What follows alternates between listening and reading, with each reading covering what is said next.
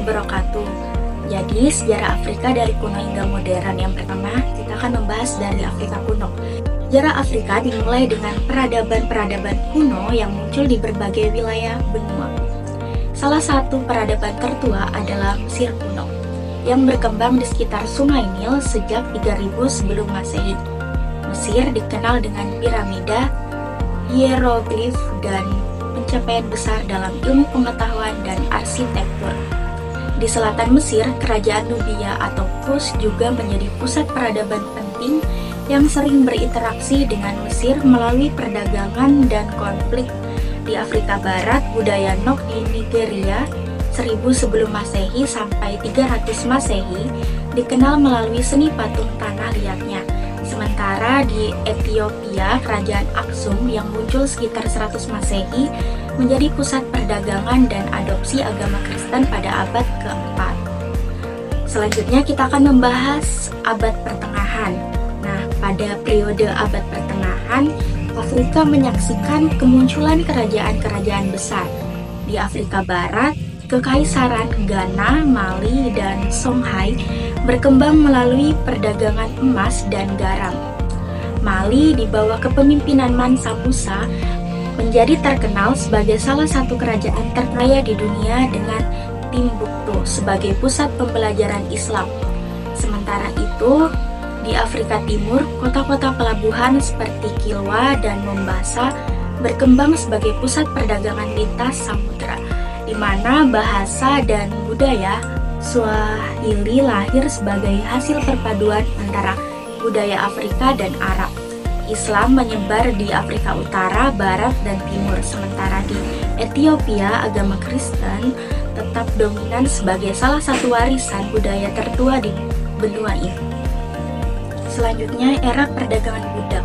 Perdagangan budak menjadi salah satu babak kelam dalam sejarah Afrika. Sebelum kedatangan bangsa Eropa, perdagangan budak Trans-Sahara dan Samudra Hindia sudah berlangsung selama berabad-abad. Namun, perdagangan budak transatlantik yang dimulai pada abad ke-16 membawa dampak besar bagi populasi Afrika. Jutaan orang Afrika diculik dan dikirim ke Amerika untuk bekerja sebagai budak, yang merusak struktur sosial dan ekonomi masyarakat Afrika. Lalu, kolonialisme dan penjajahan. Nah, teman-teman, jadi pada abad ke-19, negara-negara Eropa mulai berlomba-lomba untuk menguasai Afrika, yang dikenal sebagai Scramble for Africa.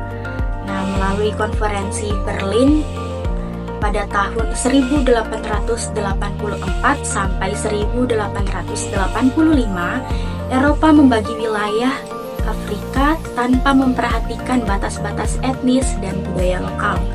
Penjajahan ini membawa eksploitasi besar-besaran terhadap sumber daya alam dan tenaga kerja Afrika, serta menghancurkan sistem tradisional.